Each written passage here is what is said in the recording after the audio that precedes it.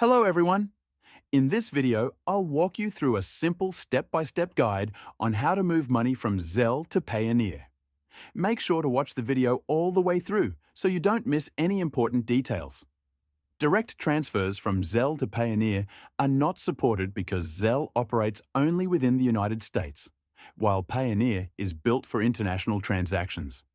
However, there is a simple workaround you can use as an alternative method to move your funds.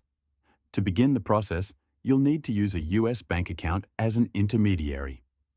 First, receive funds through Zelle and make sure the Zelle transfer is deposited into your US bank account. Once the money is available in your bank, log in to your Payoneer account. From there, navigate to the Receive section and select Global Payment Service.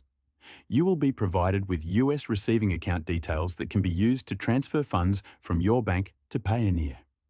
After completing this step, your funds will be successfully moved into your Payoneer account, and that's all there is to it. Thank you for watching.